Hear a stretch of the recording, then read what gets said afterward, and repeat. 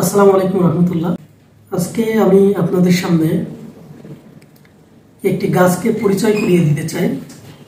এটি মূলত শহর অঞ্চলে সবচেয়ে বেশি দেখা যায়। মানুষ সাধারণত এটি বাসাবাড়িতে রাখে সৌন্দর্য বর্ধক হিসেবে। সো গাছটা দেখতে পাচ্ছেন, এই গাছের নাম হচ্ছে, could you please tell me what is the name of this plant? এই গাছে দেখা যাচ্ছে কাটা, কিছু কাটা আছে, and এটার নাম ক্রাউন অফ থর্নস। এটার পিছনে ইন্টারেস্টিং একটা কাহিনী আছে যে এই গাছের নাম কেন কাটার মালা। আমরা সবাই হয়তোবা জেনে থাকবো যীশু খ্রিস্টকে। এই যীশু খ্রিস্ট আসলে তাকে ব্যঙ্গাত্মক, তাকে বিদ্রূপ করার জন্য, যীশু খ্রিস্টকে বিদ্রূপ করার জন্য রোমান যে সৈন্যবাহিনী ছিল তারা তাকে এক প্রকার গালি দেওয়া হতে পারে অথবা একটু বিদ্রূপ করার জন্য তাকে ডাকত ইহুদিদের রাজা হিসেবে। তো তারা একসময় এই যে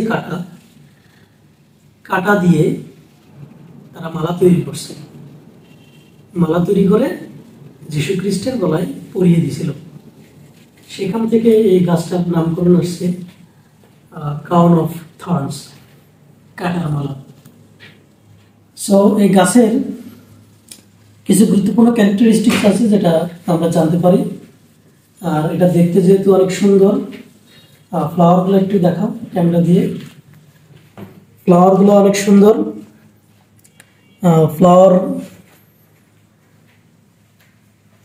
ফ্লাওয়ার আছে, এটা সারা বছরই ফুলগুলা ফুটে এবং এর কাণ্ড যেটা দেখা যাচ্ছে খুবই মোটা এবং কাঁটাযুক্ত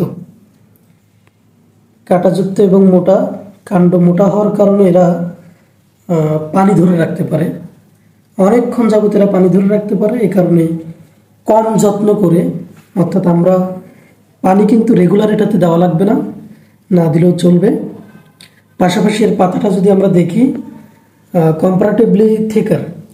আমরা অন্য গাছের পাতা যেমন দেখি যে খুবই পাতলা, কিন্তু এটা একটু পুরু, যার কারণে এখানে তাদের ট্রান্সপিরেশন, যেটা প্রস্বেদন, এটা একটু কম হয়, পানি বের হইতে বাধা প্রদান করে, এর জন্য পানি কম লাগে। গাছের যে ফুলগুলা বিভিন্ন কালারের হয়, লাল হয়, কমলা হয়, হলুদ হয়, বিভিন্ন কালারের। যেমন এই গাছটা থেকে আমরা যদি দেখি, এই গাছের ফ্লাওয়ারগুলা very nice, it's fantastic to see such flower.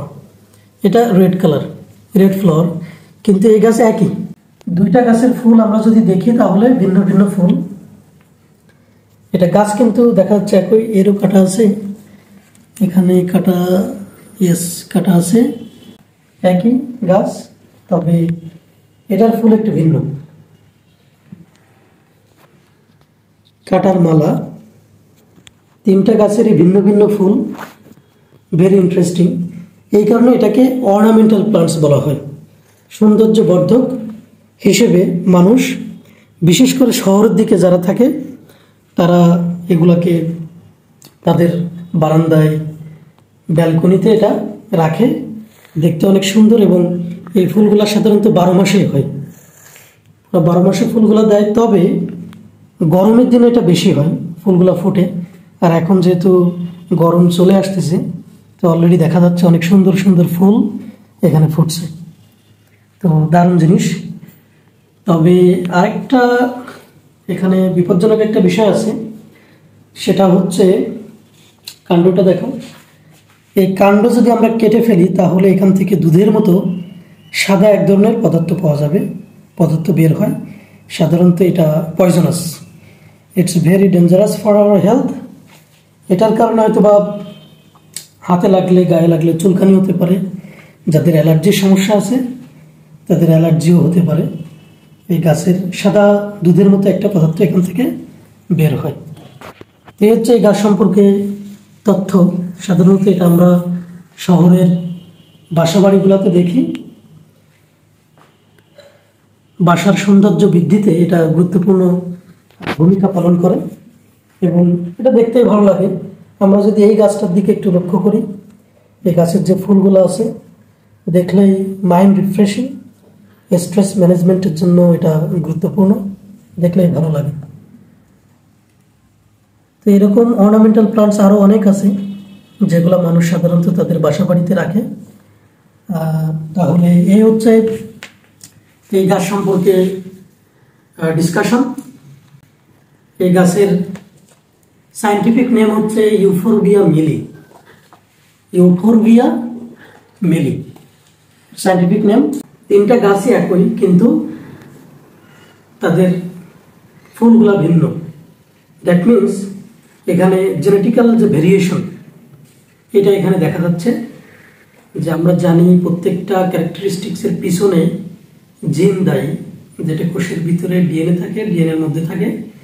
তো দেখা যাচ্ছে এই জিনের ভেরিয়েশনের কারণে তিনটা গাছের ফুলগুলা ভিন্ন ভিন্ন।